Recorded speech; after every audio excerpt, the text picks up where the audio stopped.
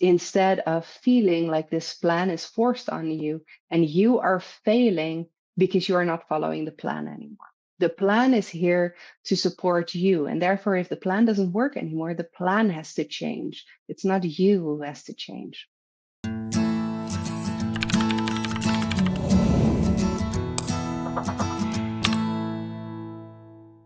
Welcome to the masterclass on planning for the new year. Let's take you from overwhelm to action. If you're here, I am guessing that you would like to be a successful writer. You would like to show up with excitement for every writing session, and you would like to finally feel like you're writing enough. But you might not be there yet. And that, of course, is why you're here, because you know that to get there, you need a plan. Now, you may have planned before, and you've never really been able to stick to any of your plans. And that may have led you to believe that planning is just not for you, but I'm so glad that you're here to give it another shot. So we're going to be talking today about how to plan for the new year. So here is our agenda today. This is what we'll be discussing. We'll be talking about the problem of planning with ADHD. We're talking about reflecting, goal setting, making a plan, then the big one, sticking to the plan. Then I will get you your bonus gifts, and then there will be a Q&A. So if I don't get to answer all your Q&A only questions during the masterclass, and I will make sure to answer them there. The problem of planning with ADHD. Now, there are lots of problems with planning with ADHD, but a couple of you sent me responses when I asked you about your stories, and this is what you came up with. Someone said, I literally go blind when it comes to thinking about planning. I got another message that said, overwhelm, freeze, and anxiety because I don't know where to start. And here's another one. I struggle to take the first step in planning because it feels overwhelming. Just putting everything down on paper feels terrifying because I feel there will be so much to do. I worry I will forget to include something important. It seems incredibly stressful to plan when you have ADHD, doesn't it? Now let's try to make it a little bit easier and a little bit more enjoyable. Now, the problem of planning with ADHD, when I sat down to write this script for this masterclass, I came up with 5 big ones. And the big ones are breaking projects or tasks down, managing multiple projects, prioritizing, anything to do with time, and inconsistency. And I would like to hear from you again.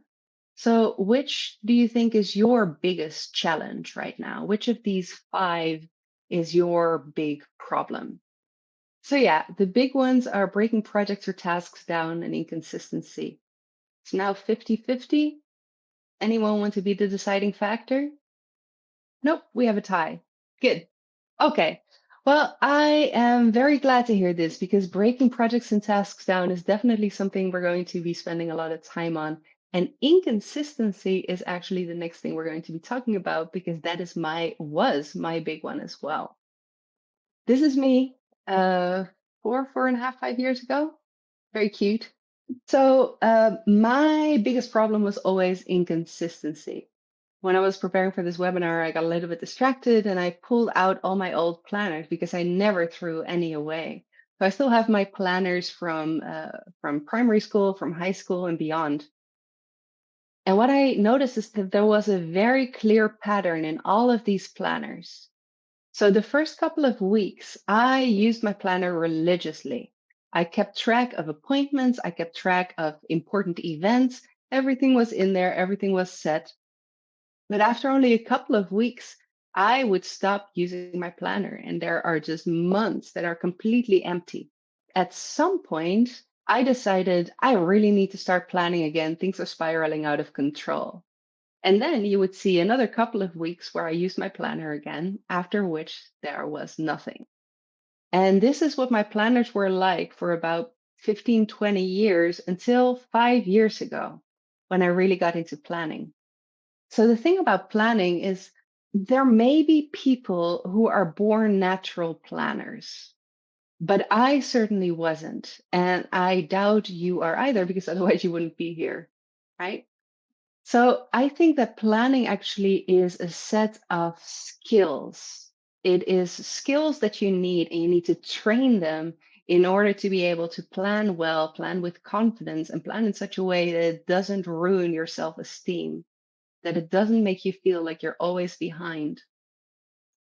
Now, my planning education went something like this. My mother threw a planner into my hands and told me, it is time to start planning.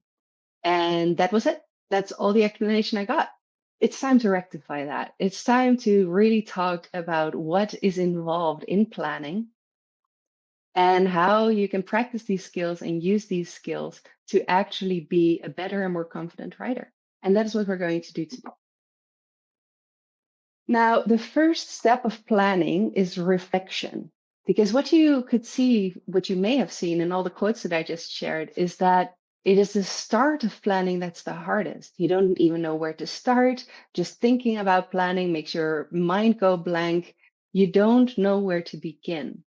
And that means that you feel like you have to start from scratch. You have to design a 2025 without any solid ground to build 2025 on, to build your plan on.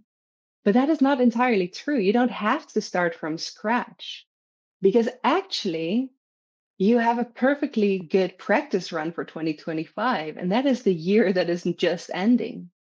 There's a lot that you can see in 2024 that will help prepare you and help you plan for 2025.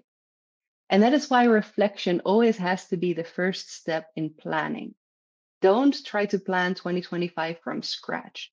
Start with 2024 and take it from there.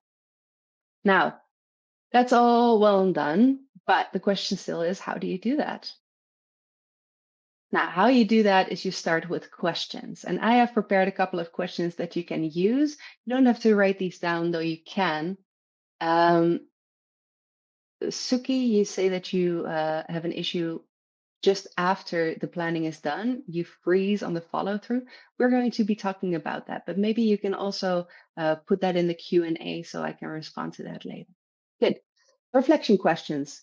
I suggest that you start with successes. This is a very positive way of starting your planning routine, which means that it's going to be a lot more enjoyable for you to start planning if you can start with thinking about the things that you have done well. And these are some questions that you can think through. So, what were your greatest successes this year? How did you make them happen? And most importantly, how can you recreate the success for another project? How can you turn this success into a recipe that will help you make a success of the next project too? And I am sure that you have successes if I force you to think about them, even if your brain might have the tendency to focus on the negative instead. Good. Now, there's a second area. After successes, I suggest you think a little bit about time. And the reason why I think you should think about time is because we are planning here, and planning is all about time management. Now, here are some questions. Are you happy with how you've spent your time this year? Which areas of your life have you neglected this year? What were your biggest time sucks? And can you think of ways to avoid those in 2025? And what would better balance look like? So if you have neglected certain areas in your life this year, then you probably have spent a little bit too much time on other areas, or maybe you have asked too much of yourself. So what I suggest is that you think really about the balance. What if you spend too much time on? What if you spend too little time on? And how can you balance that out? But there's a third area, and that is lessons. Again, this is very, very positive. This should be a quite enjoyable experience for you. Now, what is the biggest lesson you learned about your own productivity is a very good question you can ask yourself. And some sub questions there are, how can you remind yourself of this in the future? And what does this mean for how you approach your work? Can you amend your systems to make them work better for you? So, after you've done all this planning, what you should have is directions for 2025. You don't have a plan yet, but you know some changes you want to make, you want to know some baseline. What you really know is what to change, what to keep, and what to throw out. And that is a very good foundation on which to start planning. So that's the end of reflection. And then we move on to step two, which happens to be my favorite. But First, I would like to hear from you. What is one change that you want to make in 2025? Deborah wants to block off time in her diary to write and respect it. Very, very important. Suki wants to work on having a more positive mindset, especially while writing. Super important. Sam wants to keep her writing routine going when she doesn't have a big project going on. Marissa wants to stop watching so many internet videos about cats and focus more on challenging herself. Sinem, be as disciplined with my own writing as my client work, because that one is paid. I tend to spend less time every day on watching Gilmore Girls and reading The Guardian. That gives me 2 more hours a day. Brian, more discipline in writing, staying focused on the main arguments rather than taking tangents that ultimately become unnecessary. That is a whole different masterclass, Brian. I will keep it in mind. Good. Thank you so much for your answer. That was very helpful. So, I promise you my favorite step in the planning process, and that is goal setting. And I know that for a lot of people, goal setting is not their favorite thing in the world. In fact, I have some clients who ask me to never use the word goal in their coaching sessions. But that is a whole different story. I am here to change your mind about goals. Here's how I'm going to do that. The thing about goals is you're going to set them regardless. Thank you, Sam, for the link. You're going to set goals regardless. Every time you feel disappointed with yourself over something vague, namely, for example, not having written enough, that means that you have failed to live up to a goal that you have implicitly set for yourself. So even if you don't sit down and make your goals explicit, you are going to be setting goals. You're just going to make them implicitly. So this is a quote that I came up with. If you don't make your goals concrete and explicit, you'll keep measuring yourself against your implicit hidden goals. Now, what really brought this home to me is a conversation I had with a client a couple of weeks ago. And this client told me that since we started working together, he felt a lot better about his productivity. He wrote a lot more, but he still felt disappointed with himself. He still felt he didn't do enough. So I asked him a couple of questions because that is the coaching way. And it turned out that there were actually two things that he wished he had done. He wished he had spent some time every week working on a big project, such as a book.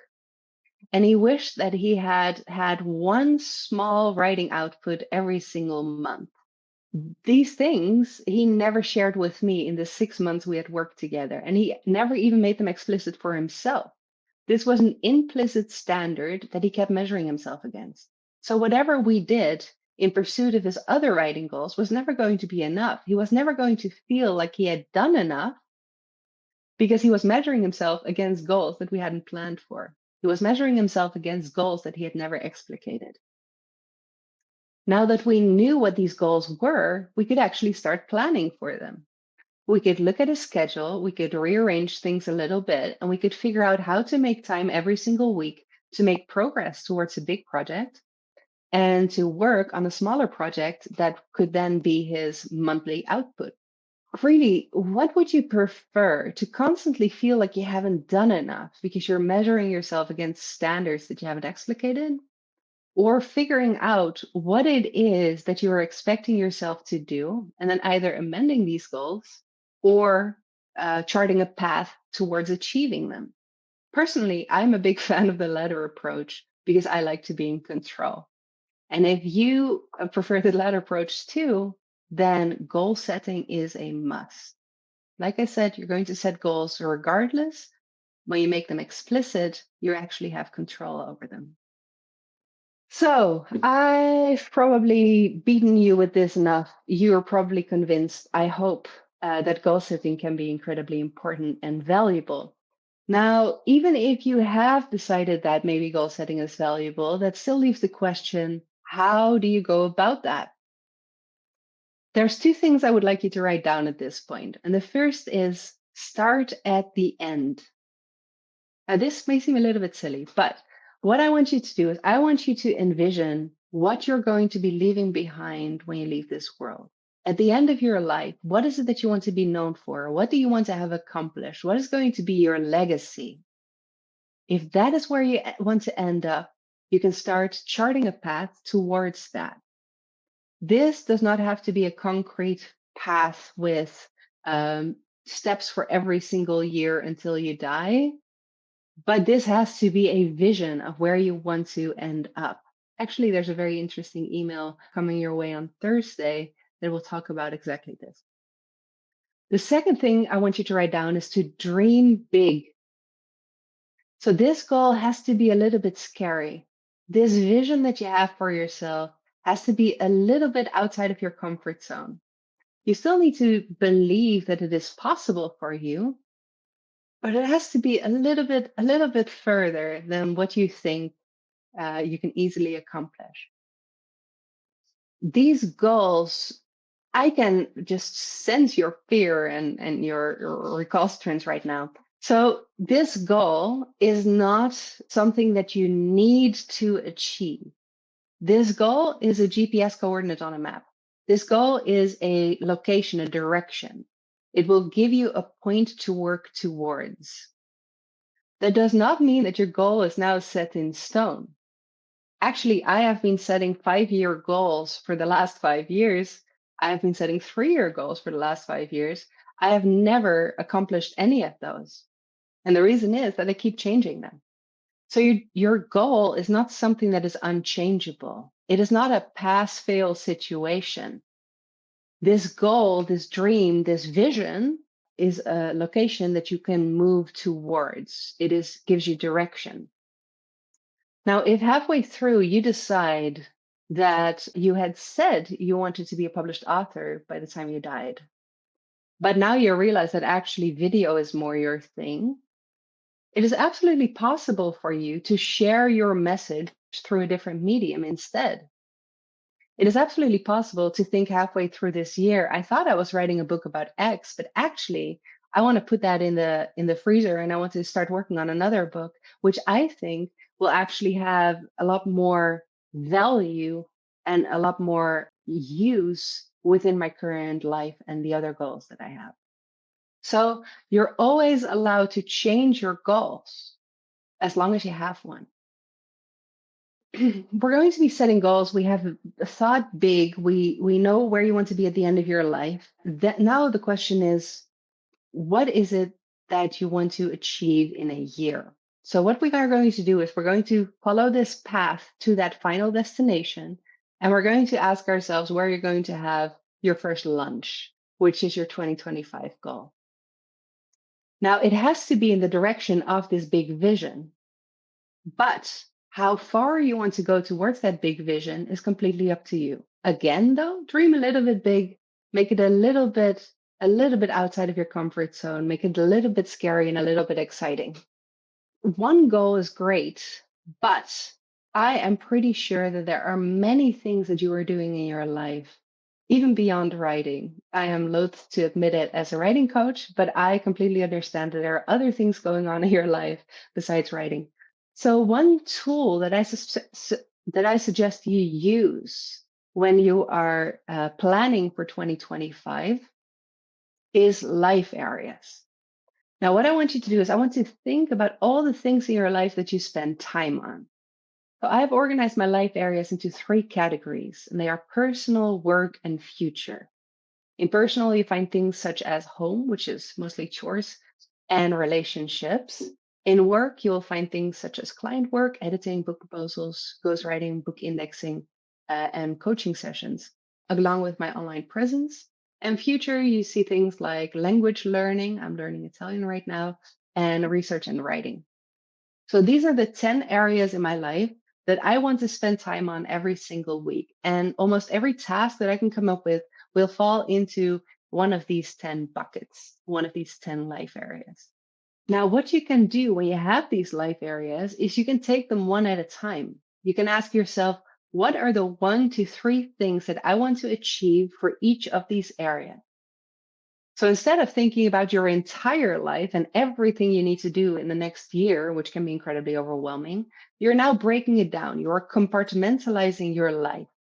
These life areas can be the foundation for a whole different planning system with a lot of different components if you like. there's a lot of planning systems and productivity gurus who talk about different uses of these life areas.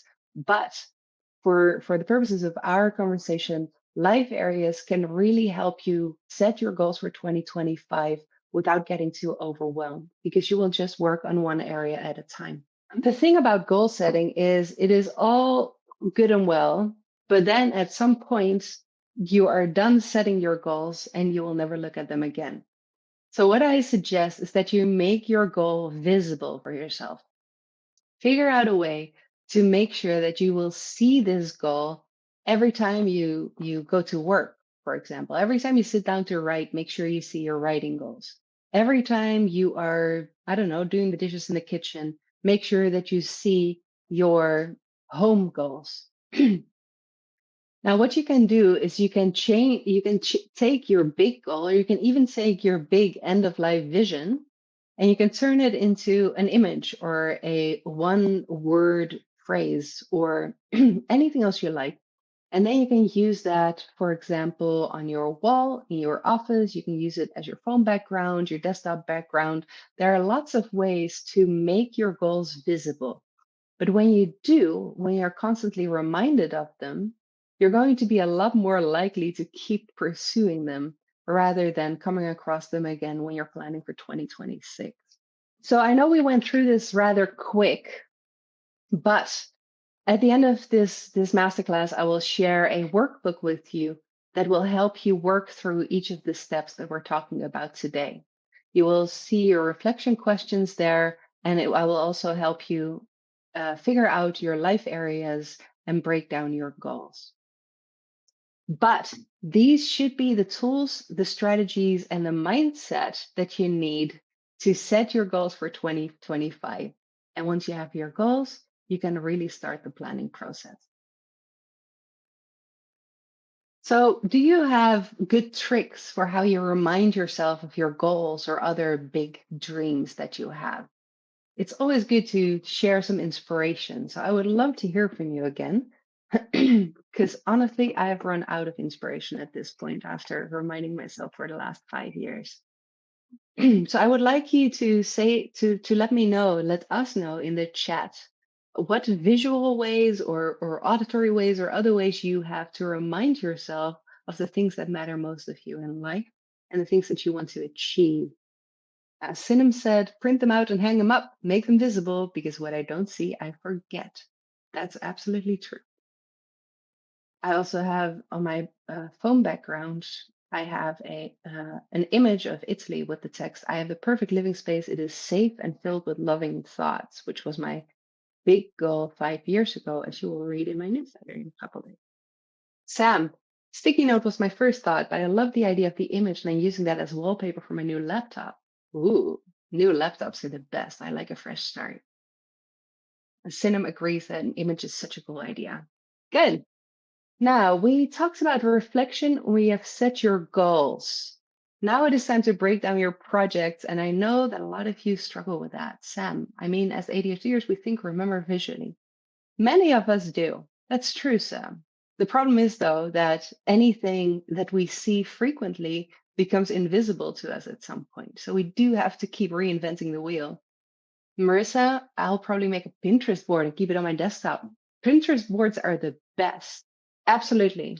Speaking of things that are in the email that you'll be receiving in 2 days. Yes. Good. Now, break down your projects. I am going to make this as easy as possible for you. And I'm actually going to give you a formula that you can use to break down your project. First, let me tell you a story. And this story is about another client. I asked this client what her goals were when we first met, and she told me, "I just have to finish this book." And then I asked how that goal was broken down, and she repeated the same phrase, "I just have to finish this book." Now, the problem was that she had not broken down her goals at all.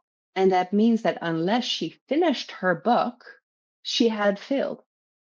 It was really hard for her to motivate herself to write every single day or whenever she wanted to write.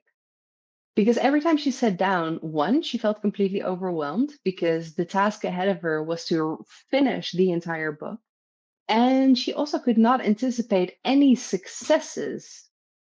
because the success was way too far in the future. Even if she would finish a chapter today, she still wouldn't have achieved any goals because the only goal she had set is to finish her book, which means there were no dopamine boosts.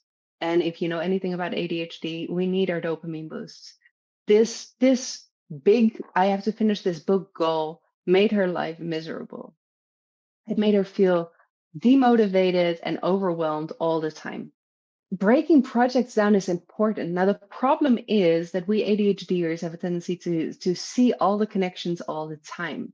We don't really think in compartments. We don't think in pieces. We see the big picture. We see how the big picture connects to all the other big pictures. And that is why we often become overwhelmed. But even though that is your intuition, even though your ADHD brain wants to go there, that doesn't mean that you are incapable of actually breaking things down. Because we are all, I know most of you, we are all very, very intelligent people. I know that you are capable of using your intellectual capabilities to break a project down. But to help you with that, I have 3 strategies. The problem of breaking it down is that we can see the forest, we can see the trees, we cannot see them simultaneously. So this client could not see the trees for the forest. So what you want to do is you want to make sure that you identify the trees in the forest so that at that point you can forget about the forest and just make it to the next tree. Am I stretching this metaphor too far? Maybe. Okay, good. Now, the first thing you do when you want to break your project down is you want to break it down into phases. And there are 4 main phases in most writing projects. First, you do your pre-writing research. So you read everything that you need to read before you can get started. Then you start writing. Then you do the editing or revising. And then you do publishing/submitting. So these are 4 phases that almost every project goes through. If you're writing a nonfiction book, you're probably going to have to do some research to figure out where you can position yourself in the market, what other people have already said, and what the main ideas are within this field right now that you need to respond to. So that is the research phase. Then you have to do writing, then you have to revise, and then you have to either self-publish or submit to a publisher. If you are a blogger, you're going to have to do the same kind of research. You're still going to have to write, you're still going to have to revise, and you're going to have to publish it yourself and market it yourself. If you are a screenwriter, you're going to have to do some research, you're going to have to do some writing, you're going to have to do some revising, and you have to submit it to your agent, maybe, or to a producer that you're working with, right? So these are the 4 stages that almost every writing project goes through. And that means that you can take your I have to finish this book project and you can already break it down into phases. Now you no longer have to finish the book. You have to do all the research that you need to do before you can start writing. Or you need to start writing, but you don't have to worry about saying it the right way and writing perfect sentences because that is something that can happen in the editing or revision stage. So this is a way to split things out. 1, to break your project down for planning purposes, and 2, so that you feel less overwhelmed when you actually sit down and do the task, because you no longer have to take everything into account. While you're writing, you don't have to worry about perfect sentences, and you don't have to worry about how your book is going to be received, right? So this should make things easier already. This is only the first step of breaking your project down. There's a second, and that is breaking it down into sections. If you're writing a book, this is going to be your table of contents. You're going to break your book down into chapters. If you're a screenwriter or a playwright, you're going to break your text down into acts and then into beats. If you are an article or blog writer, there's probably going to be sections. There's going to be an introduction and a conclusion, and the body is going to be broken up into, let's say, 3 sections with their own headings. So every project can be broken down into sections. And this is especially important in the writing and revision stage. Speaking of the writing and revision stage, now and only now, after you have already used the first 2 strategies, only now can you start thinking about the most popular of all the strategies, and that is word count. Now, I don't think that you should use word count as a strategy for breaking things down willy-nilly. What I would do instead is I would figure out how much work you can get done on average in about half an hour to an hour of writing. So if you are someone who has hours per day to write, figure out how much you can write or revise per hour. This is mostly important for the second and third stages. If you do not have a lot of time for writing, make sure you figure out how much you can get done in about half an hour. When you have that, and you know how long your project is going to be, which you will know, because if you are a screenwriter or a playwright, you know how many minutes and therefore how many pages your screenplay is supposed to be. If you're writing a book, then you know your industry standards. So you need to know, for example, that a nonfiction book needs to be between 50,000 to 90,000 words. Or if you're writing fantasy, you know that you have 90,000 to 120,000 words, right? So I already know your word count ranges, and that means that when you know how much you can write in half an hour, you know how many hours you will need to write the first draft of this text or to revise the second draft. Now, here comes the magic. We're going to put it all together. What we're going to do is we are going to use these pieces to create a milestone. And these milestones are very, very simple. They come with a formula. So your formula for identifying milestones is which stage, and then word count, words of section. So that looks like write the final 500 words of chapter 4. That can be a milestone, right? Milestones are mini goals on the way to your big goal. If your big goal is finish this book, then write the final 500 words of chapter 4 can be a milestone. Now, these milestones are achievable. I can write 500 words, no problem. I don't feel as overwhelmed by the idea of writing, only writing, not revising, not perfecting, only writing the final 500 words of a specific chapter. That is doable. This also means that you're going to get a lot more dopamine hits because you're going to have a lot more goals that you will be achieving. We should now have a way to come up with a list of milestones for the project that you're working on or for each project that you're working on. But before we can assign dates to these milestones, we need to prepare your schedule a little bit. But first, do you struggle to break down a specific project? If there's a specific project that you don't know how to break down, even with all the strategies that I just named, you can describe that project in the Q&A with the term breakdown, and I will break down your project live on this call. Meanwhile, while you can put your projects in the Q&A, I will move on because we are running low on time to step 4, which is theming and blocking your schedule. Now, theming your schedule is a beautiful way of creating logic in your calendar. That also means that you don't have to take as many decisions anymore, and decision making can be incredibly exhausting when you have ADHD. So to make this more concrete, here have an example of a monthly theming that I've done with one of my clients. So he said, every month I want to have a different big focus project. And because he had a different big project every month, he could give himself variety. He could still feel excited every time a new month started. So here are some things that he wrote down. He wanted to write a new play, rewrite an old TV pilot. He wants to work on exposure, improving the website, and play with new ideas. And every month had its own theme for him. And that means that every month he felt like he was reinventing himself, but all of these themes still helped him move towards the big goal and the big goals that he had set for himself that year. Theming can also work on a smaller level when it comes to the days of the week, for example. This is an example of one of my academic clients who has themed his weeks. And what he's doing is on Mondays he teaches, on Tuesday he works on project 1. On Wednesday, he teaches. Thursdays, he works on project 2. Friday, he teaches. And on Saturday, he works on project 3. So he is working on 3 projects at the same time. And that is what you can do when you have themed your schedule like this.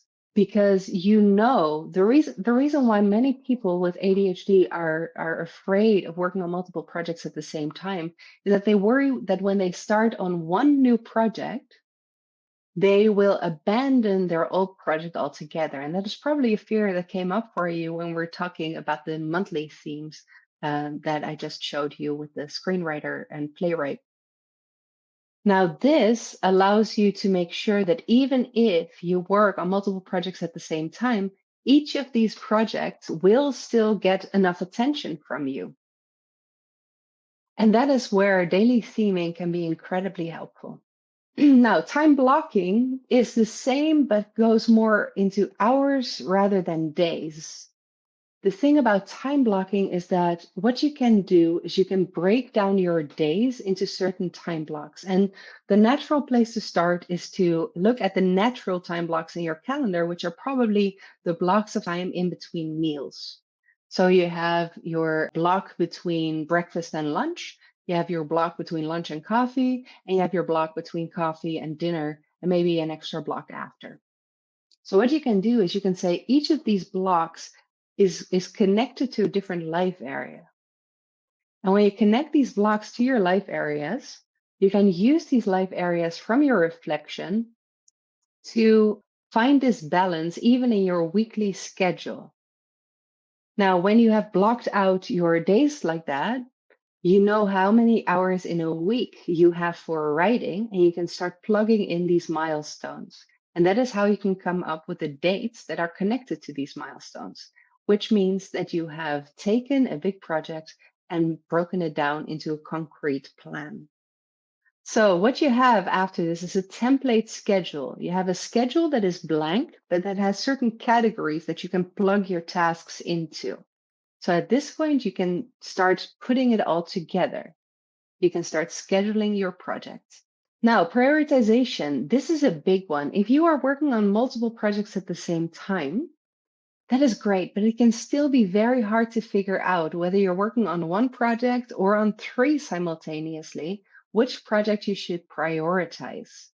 Now, the beauty of this is that you don't have to do this all by yourself. There are actually strategies that can help. There are tools that can help you figure out what your priority should be. And the first one is the most well known, and it is the Eisenhower matrix.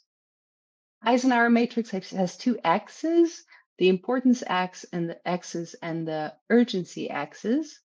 Now, what Eisenhower said is if it is important and urgent, do it. If it's not important and urgent, then it needs to be delegated. If it's important but not urgent, it needs to be planned. And if it's not important, not urgent, don't do it. Now, this is all good and great for him, but I'm sure that maybe for you, it's not as easy to find someone to delegate every single writing task to.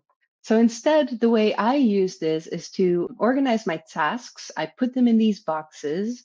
And then what I do is I figure out that everything that is important and urgent is the first thing that I should work on. Then I can move on to the urgent but not important, the not urgent and important, and only at the very, very last do I do the not urgent, not important. So what it can do is help you figure out what to do first. There's actually a newer and a little bit more sophisticated version of that, and that is the 3x3 matrix. And this one has low, medium, and high and looks at impact and effort. So what you want to do is you want to start with the high impact, low effort projects and tasks. Then you want to work down the rest of the high impact category before you move on to the medium and the low.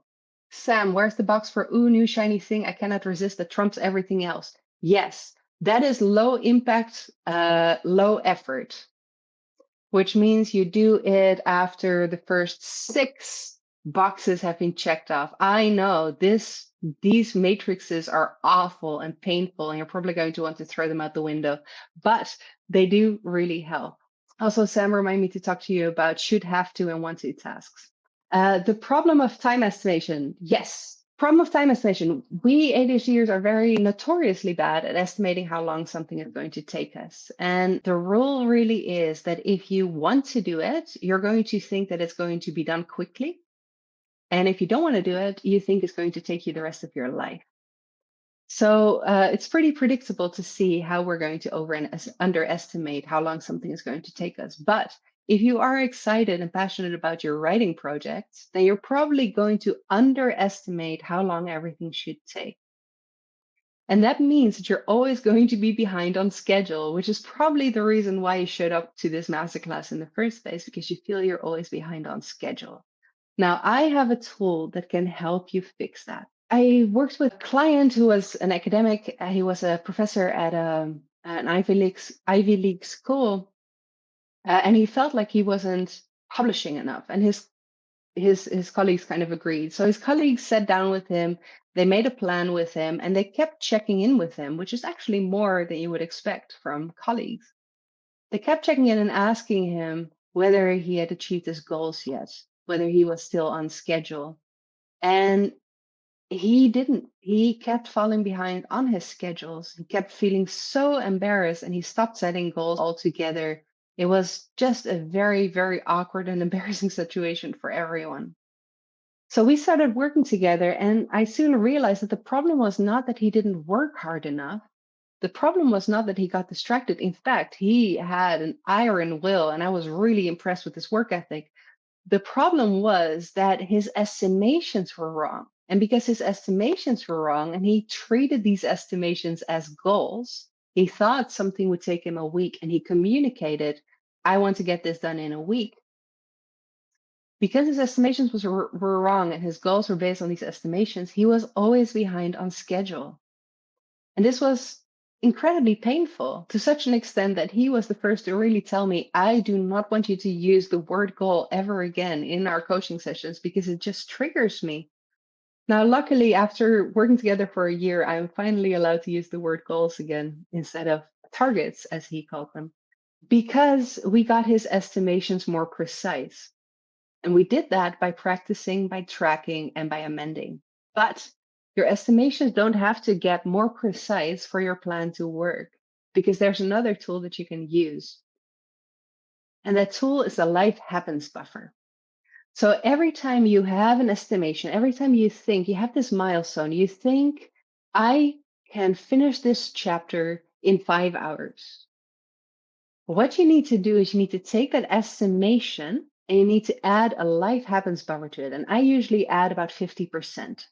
And I am very, very sorry that I used 5. I should have used 10. Okay. So a 5-hour estimation, that means that you have to schedule 7.5 hours in your calendar to get this milestone done. That is your goal. Now, if you have to communicate that goal to someone else, that goal turns into a deadline because there is an external accountability factor. And then you need to add another life happens buffer. And if you do that, then that means that you have so much buffer that even if you catch a cold, your children are home from school, there's a sudden rainstorm and your power goes out, you can still achieve your goal. Whereas normally we ADHDers plan for a perfect world scenario, and that perfect world never happens. So the life happens buffer can help you, even if your estimations are off, even if you're a little bit overambitious in the milestones you set for yourself. This life happens buffer can help you create a schedule that you can actually stick to, even if the world isn't as perfect as you want it to be. 2 more tools to help you stick with the plan. Flexible systems.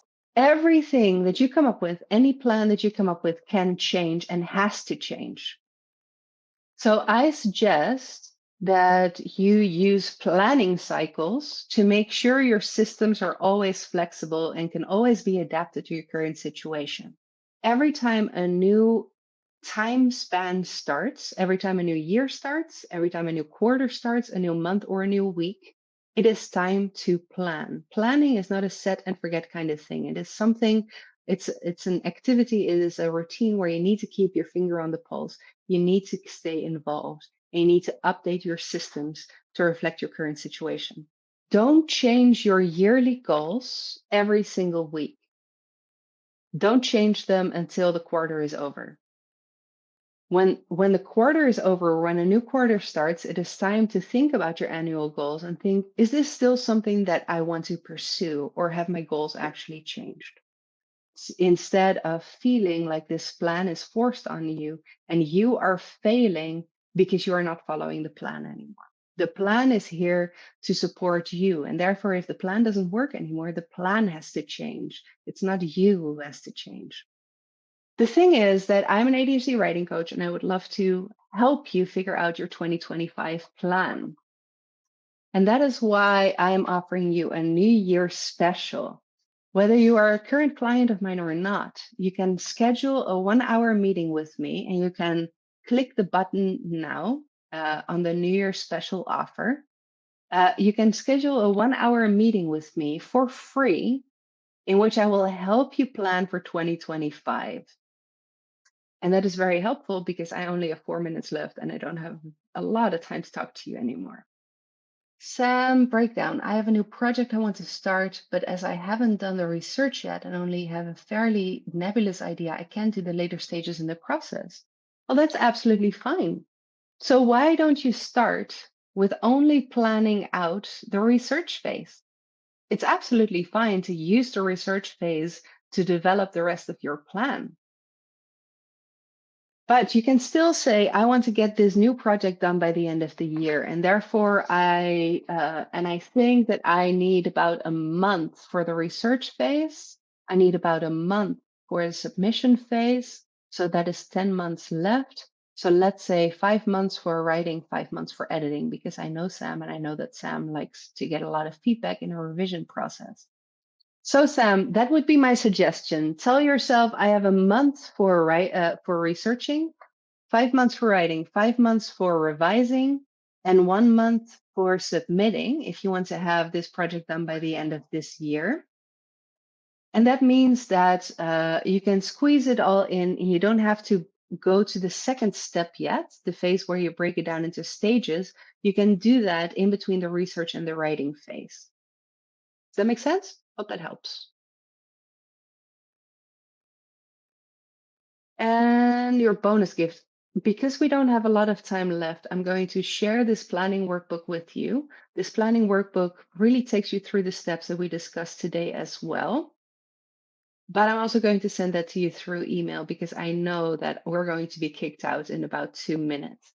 But if you still have some questions that you would like me to address, I'm afraid that is where the live stream was cut off and therefore the masterclass has ended.